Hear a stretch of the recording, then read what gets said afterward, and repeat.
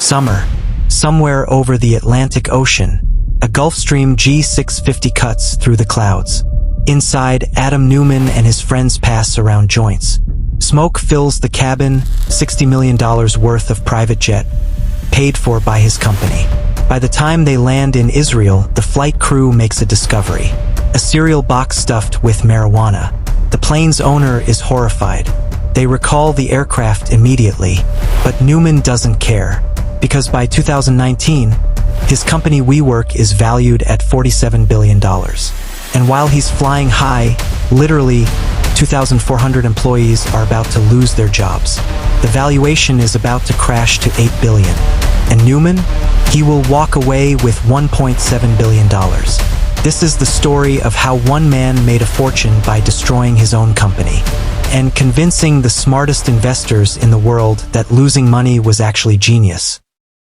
New York City, Soho, a former factory building on Grand Street.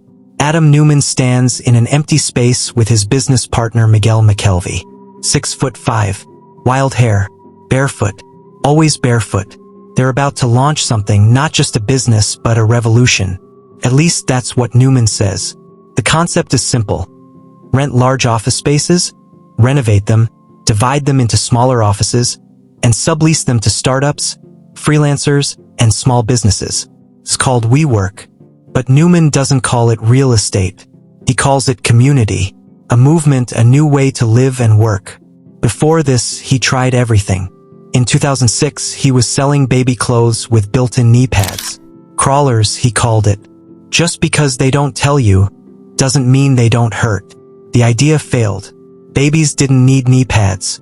The products were defective. But Neumann learned something powerful. A well-presented idea sells better than the product itself. That insight became the foundation for everything to come. Miguel McKelvey handled the design. Quiet, thoughtful, an architect by training. But from day one, Adam commanded the spotlight. He wasn't just building a company. He was building a cult. And he was its prophet. Benchmark Capital, a legendary venture capital firm, meets Neumann. He walks in disheveled but confident. No PowerPoint, just a vision. We're not renting office space. We're building communities. We're solving loneliness. We're creating connection in a disconnected world. Benchmark buys it. They write a $17 million check. Everything changes. Boston, San Francisco, Los Angeles, Seattle, 23 new locations. Every one of them framed as part of a global mission. Neumann's speeches become legendary. He talks about spirituality, consciousness, and changing the world. Not profits, not margins. Employees give him standing ovations. Investors worship him. Staff treat him like a prophet. And the mission? Elevate the world's consciousness. Whatever that means. That is not tikkun olam.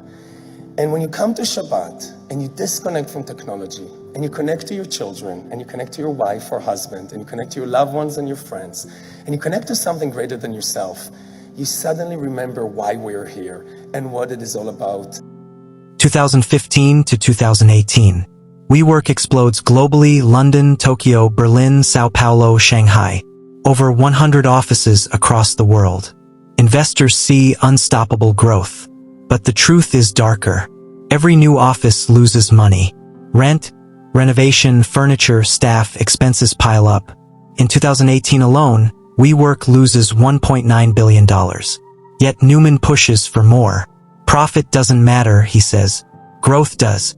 Then he meets Masayoshi, son of SoftBank, one of the world's most aggressive investors. Their meeting lasts 12 minutes. Son invests over $4 billion. With that money, WeWork is valued at $47 billion. And Neumann starts spending.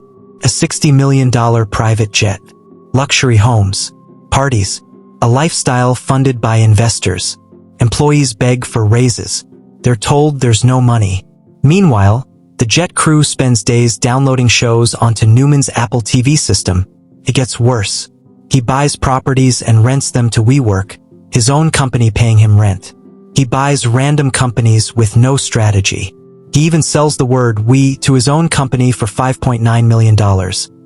Everything screams conflict of interest. No one stops him. Behind the scenes, cracks appear. In 2019, Neumann secretly cashes out $700 million before the IPO. Founders don't usually sell early. It signals doubt. Employees take notice. WeWork is burning cash at an impossible rate. Rent alone consumes over 80% of revenue. So-called profitable Asian operations turn out to be exaggerated. Investors ignore the red flags. Auditors sign off anyway. Then WeWork files paperwork for its IPO, and everything is exposed. The S-1 filing becomes public on August 14, 2019. Journalists around the world start digging. The numbers are catastrophic. Massive losses, extreme cash burn, $47 billion in lease obligations but only $4 billion in customer commitments. A business model fundamentally broken. And then the personal details leak. The jet, the drugs, the self-dealing real estate, the trademark sale, the bizarre mission statements about consciousness. Valuation plummets. Banks panic. Investors flee. The IPO is cancelled. SoftBank's Masayoshi son demands Neumann resign. September 24, 2019. Neumann steps down as CEO. WeWork withdraws the IPO. The dream is dead. Except for Neumann. SoftBank pays him $1.7 billion to walk away. Stock buyouts. Loans forgiven. Consulting fees. He becomes richer than ever while the company collapses. Meanwhile, 2,400 employees lose their jobs. Bonuses denied. Severance delayed. Offices shut down. WeWork contracts shrink dramatically. Everything Adam built is dismantled. 2020, the pandemic hits. Offices empty.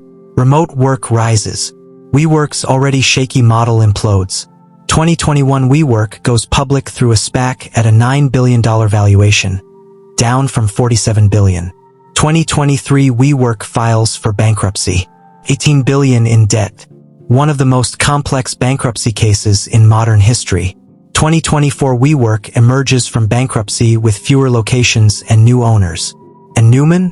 He moves on effortlessly. Startups, fundraising, luxury hotels, barefoot, smiling, untouchable.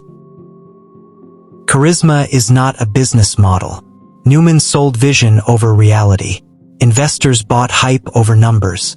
A real estate company disguised as a tech company collapsed under its own illusion. Growth without profit is a trap. WeWork expanded globally but lost money everywhere. Eventually, math wins. Gatekeepers failed. Auditors missed flaws. Venture capitalists ignored red flags. Oversight collapsed. Conflicts of interest matter. CEOs renting to their own companies. Selling trademarks to themselves. Cashing out before IPOs. All gigantic red flags, ignored. And finally, follow the incentives. Neumann walked away with $1.7 billion. Employees got layoffs. Investors lost fortunes. Yet the man responsible remains wealthy. WeWork isn't just about one founder. It's about a system that rewards hype over substance. Vision over reality. Personality over competence. Adam Neumann dreamed of being a trillionaire, of living forever, of becoming president of the world. Instead, he became the face of one of the biggest business collapses of the decade. Because eventually, someone asks to see the numbers, and when they do, the truth comes out. Share your thoughts in the comments. And please like and subscribe to get notified for fresh content.